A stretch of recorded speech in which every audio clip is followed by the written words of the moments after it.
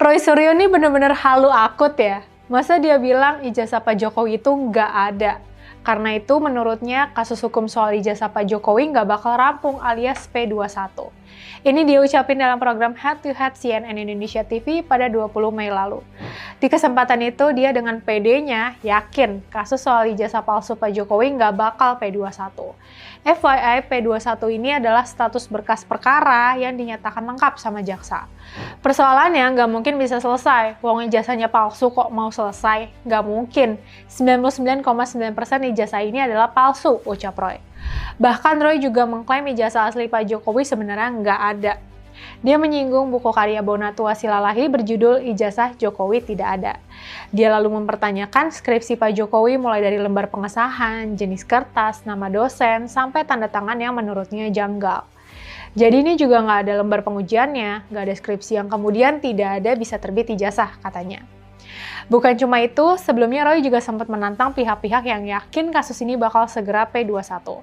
Saya ingin menantang juga omongan-omongan yang mengatakan minggu depan sudah P21, kata Roy dalam konferensi pers di Tebet 15 Mei lalu. Jujur ya, kita tuh udah bosen banget dengan tuduhan palsu ijazah Pak Jokowi ini. Dari Pilpres 2014, naik lagi di 2019, lalu meledak besar lagi di 2025 sampai sekarang 2026.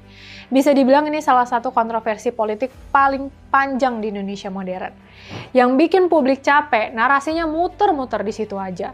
Tuduhan muncul lagi, dibantah lagi, viral lagi, terus diulang lagi. Barreskrim Polri juga udah menyatakan ijazah Pak Jokowi asli setelah dilakukan pemeriksaan forensik dan pembandingan dengan dokumen alumni lain di UGM.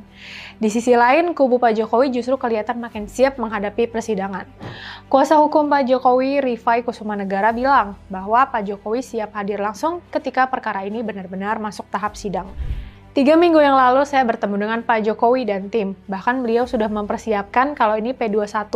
Beliau sudah mempersiapkan untuk hadir, ucapnya dalam acara yang sama.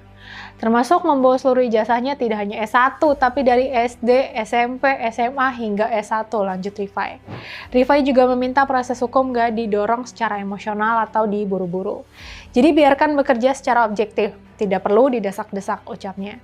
Sementara itu, Polda Metro Jaya mastiin proses hukum terhadap 5 tersangka, termasuk Roy Suryo dan Dr. Tifa tetap lanjut sampai tahap persidangan. Sedangkan beberapa nama lain seperti Egy Sujana dan Rismond Sianipar sebelumnya mendapat surat perintah penghentian penyidikan atau SP3. Buat kami di Gerakan Peace, fitnah ini sebenarnya udah melewati batas debat sehat. Kritik dalam demokrasi tentu sah, tapi tuduhan serius seperti pemalsuan ijazah nggak bisa terus dipelihara cuma